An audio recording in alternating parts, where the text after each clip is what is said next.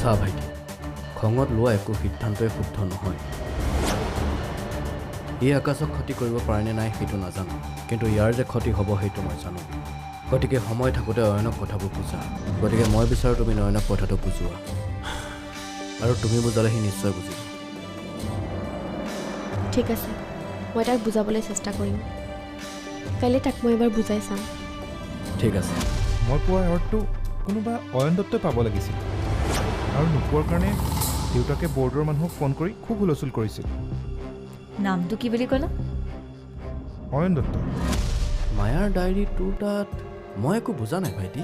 Actually বৌয়ে মোক কেইদিনমান আগতে ডায়েৰী এখন দিছিলে আৰু কৈছিলে সেই ডায়েৰীখন পঢ়িলে মোৰ সকলো প্ৰশ্নৰ উত্তৰ পাম। কি?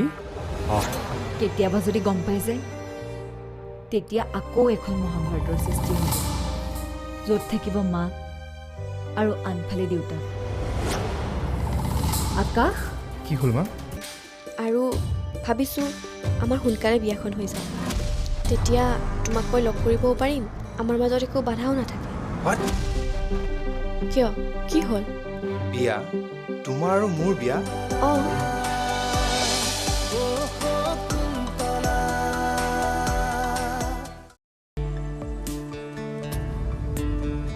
তুমি চিন্তা নকৰিবা আকাশ, তোমাৰ পিতৃৰ পৰিচয় লোৱাত মই তোমাক সহায় কৰিম। কি? তুমি তোমাৰ দেউতাৰ বিষয়ে বহুত বছৰ নজনাকৈ পাৰ কৰিলা। এনেকৈ 25 বছৰ পাৰ হ'ল,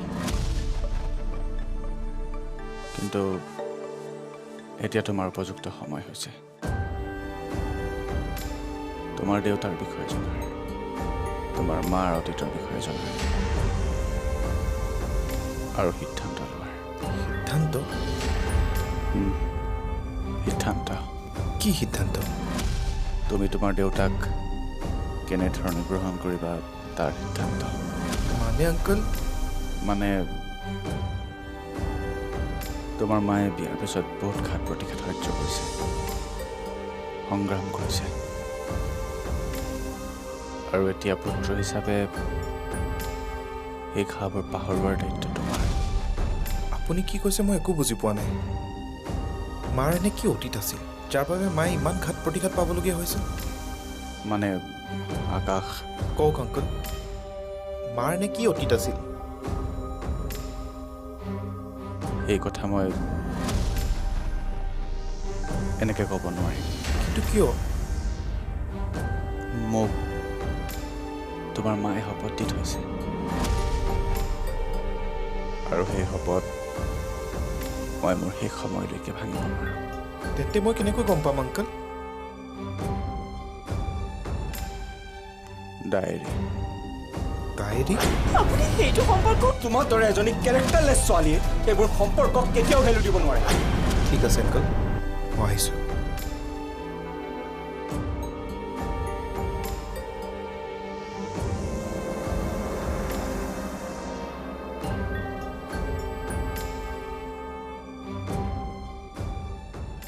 মোক ক্ষমা কৰি দিবা শকুন্তলা, তোমাৰ ডায়েৰীখনৰ কথা আজি আকাশক মই ক'বলৈ বাধ্য হ'লোঁ। কাৰণ যেতিয়ালৈকে বিনোদনে আকাশক নিজৰ পুত্ৰ বুলি চিনি নাপাব, তেতিয়ালৈকে বিনোদনৰ মনত তোমাৰ চৰিত্ৰৰ ওপৰত প্ৰশ্ন উঠিয়ে থাকিব, আৰু তোমাৰ চৰিত্ৰত কোনোবাই আঙুলিয়াব, সেয়া মই এতিয়া সহ্য কৰিব নোৱাৰিম।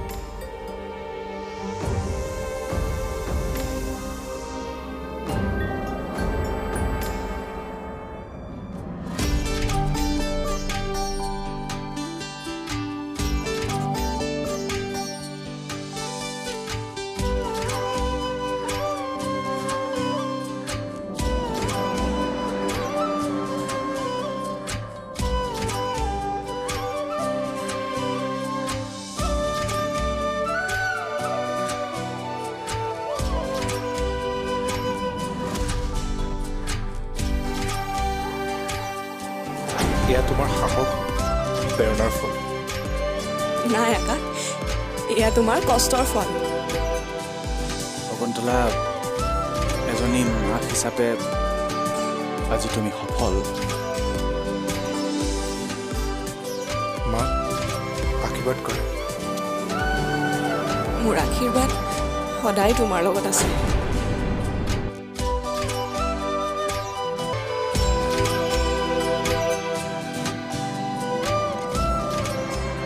এইখিনিতে এজনী মাকৰ আনো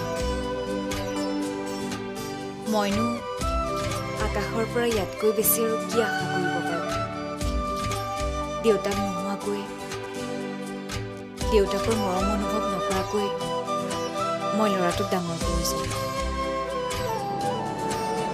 তাক যে মই আজি নিজৰ ভৰিৰ ওপৰত থিয় কৰিব পাৰিছোঁ সেইটোৱে মোৰ কাৰণে যথেষ্ট।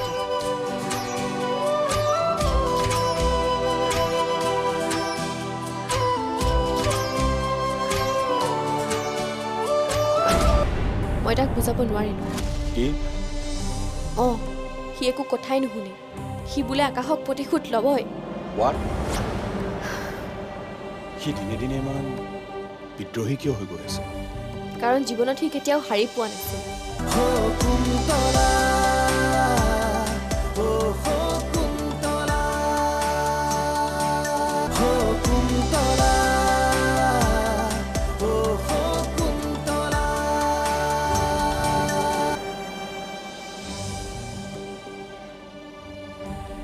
আংকল,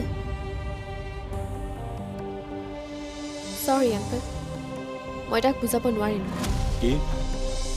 অঁ, সি একো কথাই নুশুনে। সি বোলে আকাশক প্ৰতিশোধ ল'বই। হোৱাট? সি দিনে দিনে ইমান বিদ্ৰোহী কিয় হৈ গৈ আছে? কাৰণ জীৱনত সি কেতিয়াও হাৰি পোৱা নাছিল। বিচৰা বস্তুটো কেতিয়াও নোপোৱাকৈ থকা নাছিল। এতিয়া এই নোহোৱা ইছ্যুবোৰ হ'বলৈ ধৰিছে। সেইকাৰণে সি পাগলৰ দৰে হৈ গৈছে। মই কি কৰিম ভাবিয়েই পোৱা নাই। ঠিক আছে, তাৰ লগত মই কথা পাতিম। ঠিক আছে।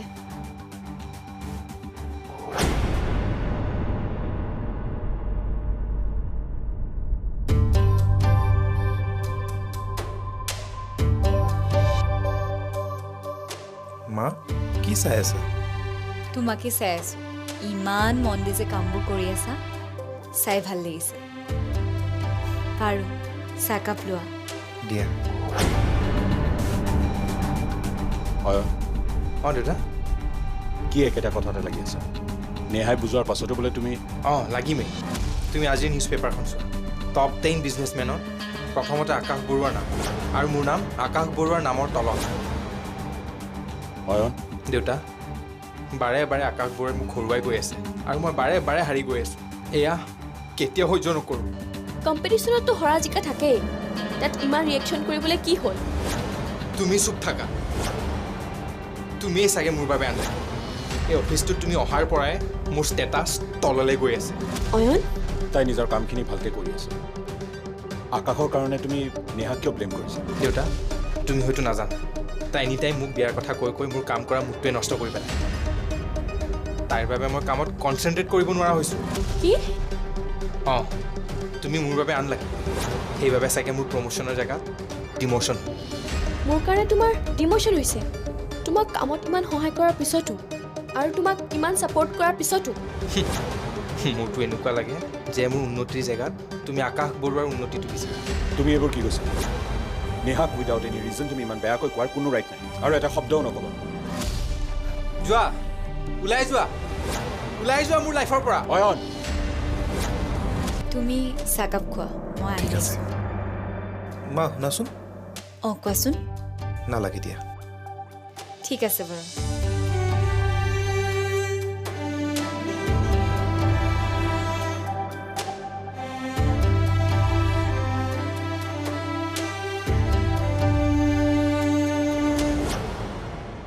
আজি 25 বছৰে তুমি মোৰ দেউতাৰ কথা কিয় গোপনে ৰাখিছা? তোমাক মই আগতেও কৈছোঁ, মোক আৰু এইবোৰ প্ৰশ্ন কেতিয়াও নুসুধিবা। কিন্তু কিয়? মোৰ হাতত তোমাক দিবলৈ একো উত্তৰ নাই। মা, মই জানিহে এৰিম তোমাৰ অতীতৰ কথা। তুমি নক'লেও তোমাৰ ডায়েৰীখনত লিখি থোৱা অতীতৰ কথাবোৰে মোক সেই কথাবোৰ ক'বই। মই জানিব লাগিব তোমাৰ লগত এনেকুৱা কি ঘটনা ঘটিছিল যাৰ বাবে তুমি মোক দেউতাৰ অবিহনে ডাঙৰ কৰিবলগীয়া হৈছিল এটা অকলশৰীয়া জীৱন তুমি আকোৱালি ল'বলগীয়া হৈছিল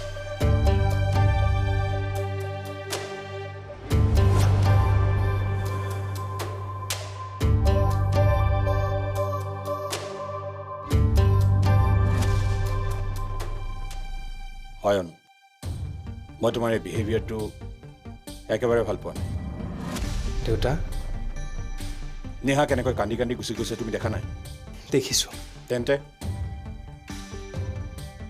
মই আজি বৰ লাজ পাইছোঁ বৰ বেছি লাজ পাইছোঁ মইতো তোমাক এনেকুৱা সংস্কাৰ দিয়া নাছিলোঁ দেউতা ইয়াত সংস্কাৰৰ কথা নাহে ইয়াত আহে ক্ষমতাৰ কথা কি অঁ মই আকাশ বৰুৱাক হৰুৱাব খোজোঁ কিন্তু কেনেকৈ প্ৰথমতে মই তাৰ কোম্পানীটো নিজৰ কৰি ল'ব খোজোঁ আৰু যদি নোৱাৰোঁ মই তাক মাৰ্ডাৰ কৰিম অয়ন অঁ দেউতা মই আকাশ বৰুৱাক সহ্য কৰিব নোৱাৰোঁ মই যি কৰিম বুলি ভাবিছোঁ সেয়া মই কৰিহে এৰিম মোক কোনেও ৰখাব নোৱাৰে ভগৱানেও নোৱাৰে মই আকাশ বৰুৱাক মোৰ জীৱনৰ পৰা কিবাকৈ হ'লেও ছাইড কটাহে এৰিম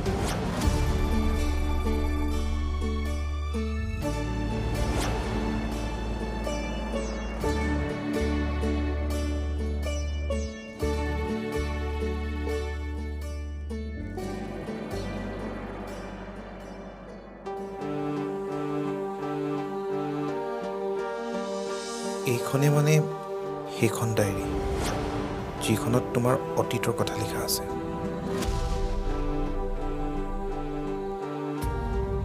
এই ডায়েৰীখন কেনেবাকৈ হ'লেও মোক পঢ়িবই লাগিব নহ'লে তোমাৰ অতীতটো মোৰ বাবে নুবুজা অংক হৈ ৰ'ব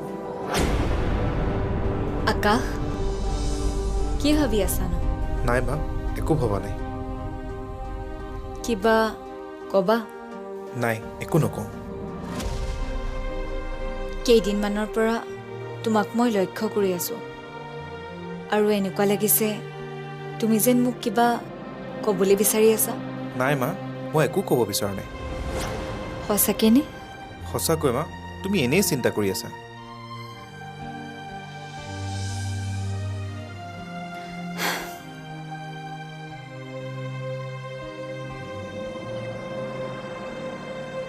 যি কথা ক'লে এইখন ঘৰত পুনৰ অশান্তিৰ সৃষ্টি হয় মই তেনেকুৱা কথা কেতিয়াও নুলিয়াও মা কিন্তু কথাবোৰ মই যিকোনো উপায়েৰে জানিবই লাগিব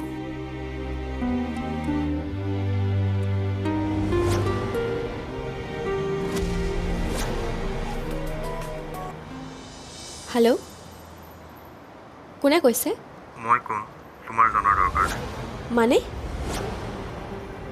মই তোমাক খুব ভালদৰে চিনি পাওঁ কিন্তু তুমি মোক চিনি নোপোৱা যদিও মই তোমাৰ কামৰ মানুহ মানে মানে মই তোমাক এনেকুৱা কিছুমান কথা কওঁ যিবোৰ কথা হয়তো তুমি নাজানা আৰু কেতিয়াও ভাবিব নোৱাৰা এইবোৰ আপুনি কি ধেমালি কৰিছে চাওক মই আপোনাক চিনি নাপাওঁ মোক নেক্সট টাইমলৈ ফোন কৰি ডিষ্টাৰ্ব নকৰিব যদি কথাবোৰ তোমাৰ বয়ফ্ৰেণ্ড অয়ন দত্তৰ লগত ৰিলেটেড হয় তেতিয়া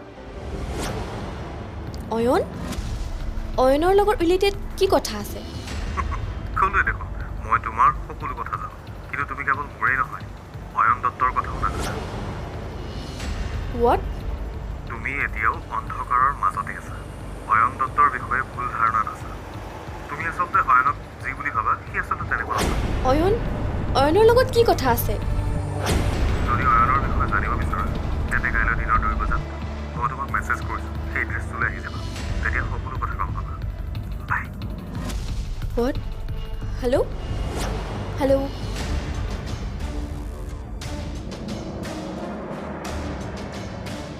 ছুইচ অফ অয়ন কোন হয় মোক এইবোৰ কথা কিয় ক'লে কিন্তু অয়নৰ লগত ৰিলেটেড কথা কি হ'ব পাৰে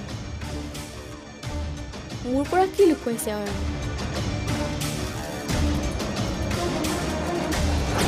তুমি মোৰ এই মিছনত হেল্প কৰিবানে অয়ন তুমি মোৰ কথাখিনি বুজিছানে দেউতা তুমি মোক হেল্প কৰিবানে অয়ন দেউতা মই তোমাক লাষ্ট টাইম সুধিছোঁ কৰিবানে হেল্প কুন্তলা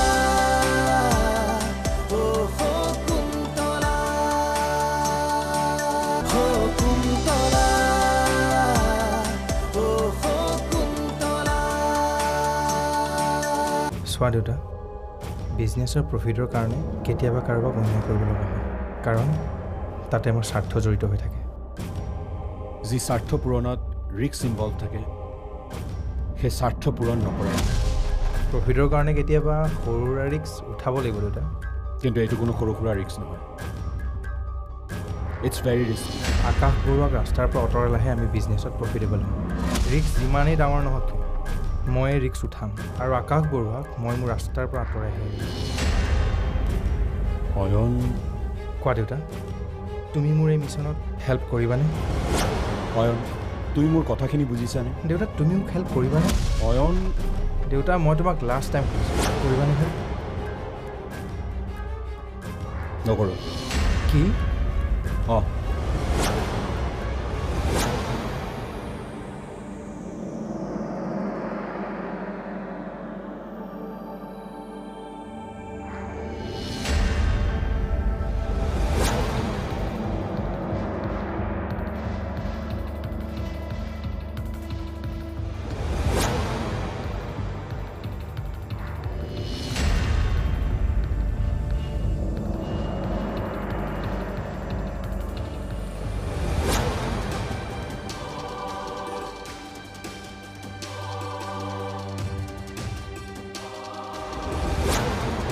আছুতীয়া আদৰত নীৰৱতা ঘাতত স্মৃতিৰ মায়াৰে সাৱতি সুখৰ মালিতা বিচাৰি আছে হিৰৈ মনৰ পক্ষী উভতি নাচাওঁ নিজকে বিচাৰি ঠিকনাৰ গোলাপে পাহি